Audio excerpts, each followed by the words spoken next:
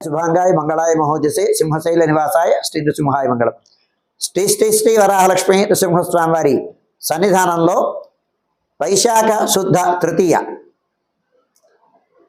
విధియ తత్కాల తృతీయ ఈనాడు స్వామివారి యొక్క చందన యాత్ర ఉత్సవం, చందనోత్సవం, నిజరూప దర్శనం అని వ్యవహారం. అక్షయ తృతీయ, అక్షయ తృతీయని పురస్కరించుకొని రాత్రి 12:30 గంటలకు సుప్రభాతం ఉంటుంది. సుప్రభాతం అయిన తర్వాత 12:30 గంటల నుంచి 1 గంట వరకు సుప్రభాతం. సుప్రభాతం అయిన తర్వాత 1 గంటకు విశ్వక్సేనారాధనం, పుణ్యాహవాచనం అయిన తర్వాత పంచకలశ ఆసాదనం, పంచకలశ ఆవాహనం, పంచకలశ ఆరాధనం అయిన తర్వాత ఋత్విగ్వరణం, ఋత్విగ్వరణం అయిన తర్వాత ఆ చందనోత్తరణానికి ఉపక్రమించడం జరుగుతుంది.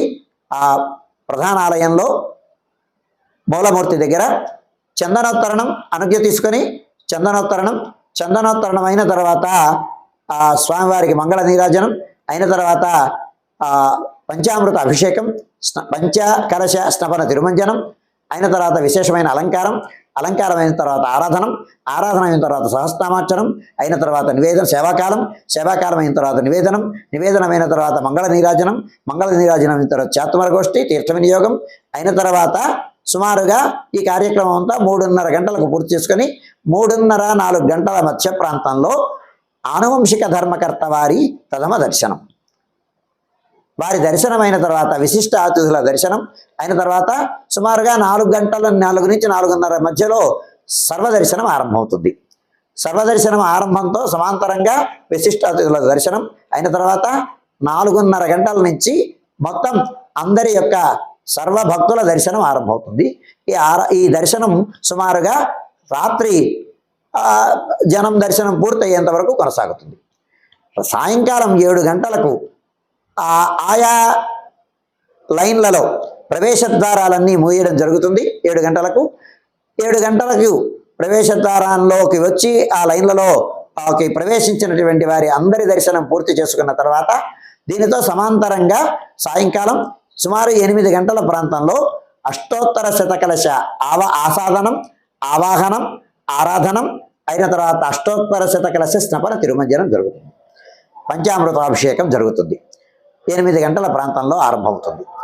దీనితో ఈ అభిషేకం పూర్తయిన తర్వాత గంగధార నుంచి సుమారుగా ఒక 700-800 మంది శ్రీ వైష్ణవ స్వాములు పాంచరాత్ర పరంపరాగతమైనటువంటి అనూచాన సంప్రదాయ కుటుంబాలలో జన్మించినటువంటి పాంచరాత్ర ఆగమ శ్రీ వైష్ణవ స్వాముల చేత సుమారుగా వారి చేత సహస్ర కలశాభిషేకం, ఘటాభిషేకం జరుగుతుంది. వారు ఆ ఘటములతో తీర్థాన్ని వెంచేపు చేసుకొని వచ్చిన తర్వాత ఇక్కడ సహస్ర ఘటాభిషేకం మూలమూర్తికి వరాహ లక్ష్మీ నృసింహ ప్రభువుకు జరుగుతుంది. అదైన తర్వాత దర్శనములు పూర్తయిన తర్వాత ఆలయం శుద్ధి అయిన తర్వాత పూర్ణకుంభ వెంచేపు చేసుకుని గంగధార నుంచి స్వాములందరూ పూర్ణకుంభాభిషేకం జరుగుతుంది. పూర్ణకుంభాభిషేకం అయిన తర్వాత విశేష ఆరాధనం, శీతలోపచార సమర్పణం అయిన తర్వాత స్వామికి నివేదనం జరిగిన తర్వాత మంగళ నీరాజనం, చాతుమర గోష్ఠి అయిన తర్వాత ఆ చందన సమర్పణం జరుగుతుంది. ఈ కార్యక్రమం అంతా సుమారు రాత్రి 2:30-3 గంటల ప్రాంతంలో చందన సమర్పణం జరుగుతుంది. చందన సమర్పణం అయిన తర్వాత వైశాఖ శుద్ధ తదియ నాటి ఆరాధనం జరుగుతుంది. ఆరాధనం అయిన తర్వాత బాలభోగ నివేదనం అయిన తర్వాత రాజభోగ నివేదనం అయిన తర్వాత రాత్రి అవసరం నివేదనం, దానితో పాటు తిరునక్షత్ర ప్రయుక్తమైనటువంటి సేవాకాలం కూడా ఆ సమయంలోనే జరుగుతుంది. తెల్లవారుజామున 3-4 గంటల ప్రాంతంలో సేవాకాలం, చాతుమర గోష్ఠి, తీర్థ వినియోగం అయిన తర్వాత పవళింపు జరిపించి కవాట బంధనం జరుగుతుంది. సుమారు 4-5 గంటల ప్రాంతంలో పవళింపు అయిన తర్వాత ఒక యామం పవళింపు చేసిన తర్వాత సుమారు 6 గంటల ప్రాంతంలో మళ్ళీ సుప్రభాతం చేసి 11వ తారీఖు ఉదయం మే 11వ తారీఖు శనివారం నాడు చవితి మృగశిర నక్షత్రం ఆనాడు ఆరాధనం 6 గంటలకి సుప్రభాతంతో ప్రారంభించి సుప్రభాతం అయిన తర్వాత ప్రాతరారాధనం అయిన తర్వాత యథావిధిగా ప్రాతరారాధనలో భాగంగా నిత్యవేద పారాయణం, ఉపనిషత్ పారాయణం, దివ్య ప్రబంధ సేవాకాలం అయిన తర్వాత ధూపసేవ సమయంలో ఆనాటి తిరునక్షత్రం సేవాకాలం అయిన తర్వాత ఆనాటి సేవాకాలం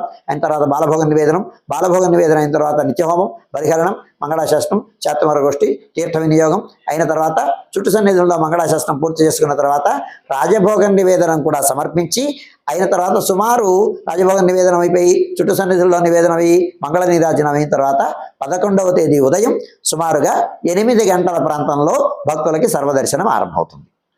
ఈ విషయాన్ని భక్తులు గమనించవలసిందిగా మనవి చేస్తున్నాను.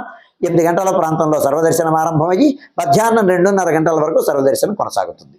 2:30 గంటల నుంచి 3 గంటల వరకు మధ్యాహ్న విరామం. ఈ సమయంలో భక్తుల యొక్క దర్శనం నిలుపుదల చేయడం జరుగుతుంది. మధ్యాహ్నం 3 గంటల నుంచి రాత్రి 7 గంటల వరకు సర్వదర్శనం కొనసాగుతుంది. 7 గంటల నుంచి 7 గంటలకు దర్శనమును నిలుపుదల చేసి రాత్రి ఆరాధన ఆరంభమవుతుంది. 11వ తారీఖు రాత్రి ఆరాధనలో ప్రారంభించి రాత్రి ఆరాధన అయిన తర్వాత ధూపసేవ సమయంలో తిరునక్షత్ర ప్రయుక్తమైనటువంటి సేవాకాలం ఆరంభమవుతుంది. సేవాకాలం పూర్తయిన తర్వాత నివేదనం అయిన తర్వాత హోమం అయిన తర్వాత బలిహరణం అయిన తర్వాత చాతుమర, మంగళాశాసనం, తీర్థగోష్ఠి అయిన తర్వాత పవడింపు సేవ, ఏకాంత సేవ సుమారుగా రాత్రి 10 గంటల ప్రాంతంలో తిరునక్షత్ర ప్రయుక్తమైన సేవాకాలం పూర్తయిన తర్వాత చాతుమర అయిన తర్వాత పవడింపు సేవ, కవాట బంధనంతో ఈనాటి కార్యక్రమం సుసంపన్నమవుతుంది.